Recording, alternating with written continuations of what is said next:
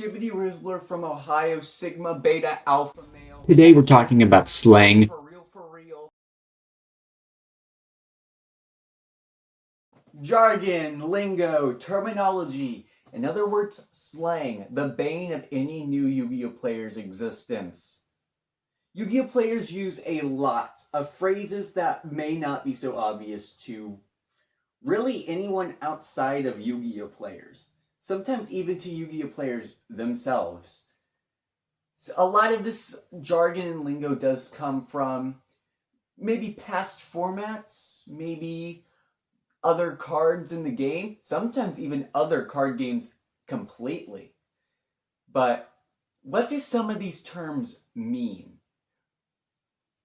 Well, let's start learning.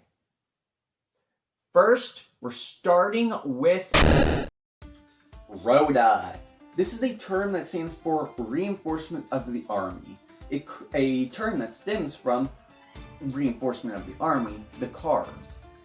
Reinforcement of the army is a card that searches any level 4 lower warrior monster and is the card that is known for what it does, a generic searcher.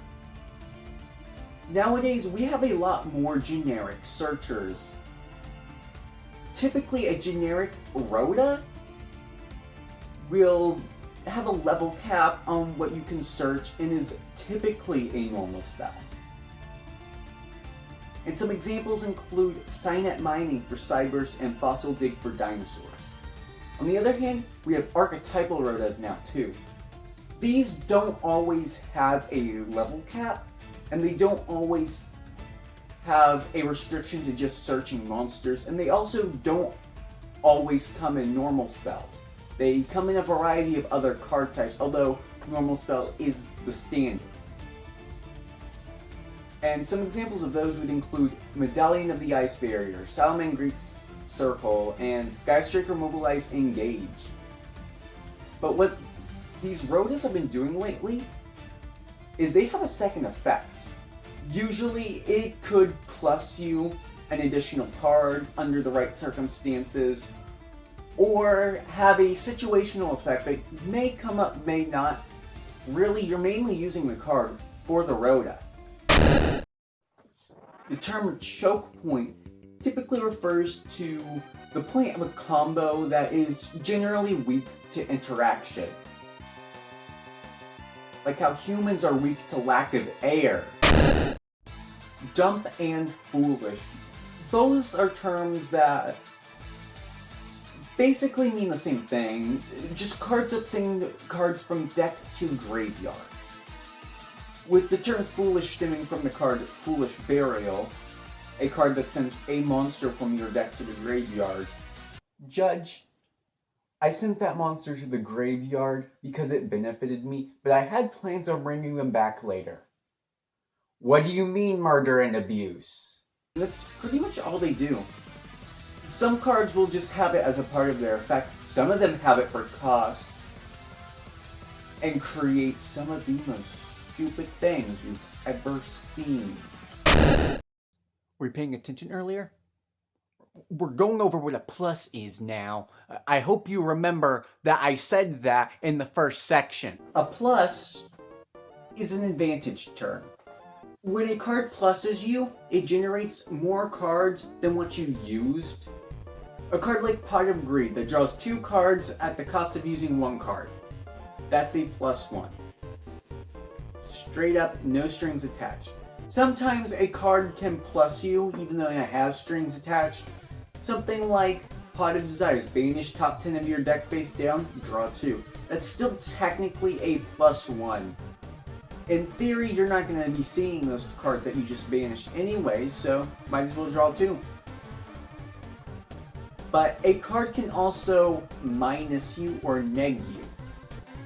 Basically, a card that uses multiple cards, and the cards it generates isn't more than what you spent. A card like 2-pronged attack. Plus can also refer to card advantage. Any one card that can act as 2 removal spells that's a +1. A card like Raigeki, for example, depending on the board, you might go +6. Your opponent lets that Raigeki go through, and they got a full 6 monsters on the board, and then...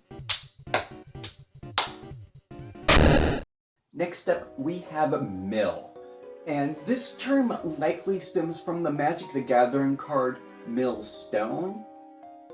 But what a mill is any card that will send cards from the top of your deck to the graveyard, or whatever the graveyard equivalent in whatever card game you're playing is. Usually, these cards work very well with graveyard effect decks, and usually have the deck built around the mill mechanic. Stuff like Lightsworn and Tearlament. But mill is also a deck type. But a mill deck is vastly different than a mill deck.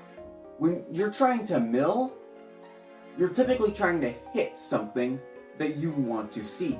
But in a mill deck, you're trying to mill your opponent's deck, so when they try to draw a turn, they can't, and therefore lose. This win condition is also known as deck out.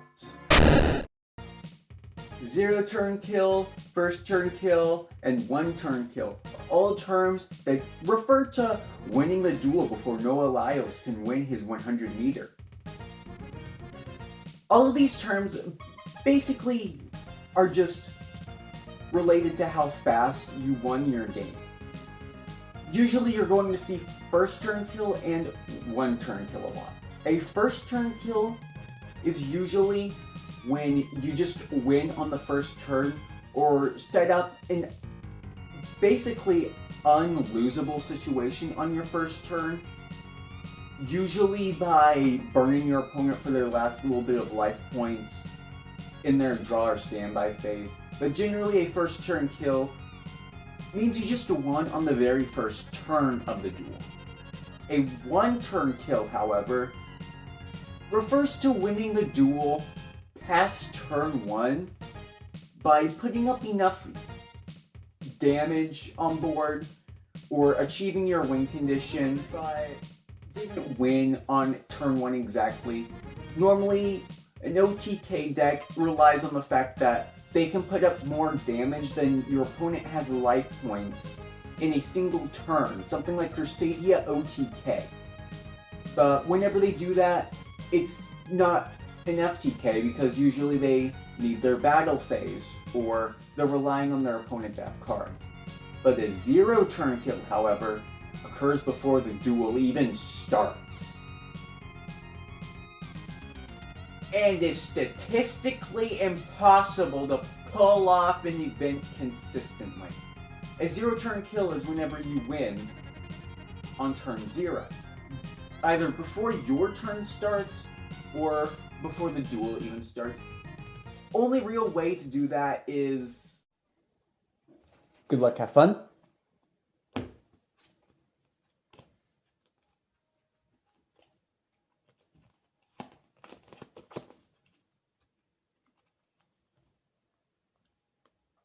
GG's. The term floodgate usually refers to cards with effects that restrict game mechanics. And are created by Satan. There's 2 types of floodgates. Normal floodgates and lingering floodgates. Normal floodgates are pretty simple.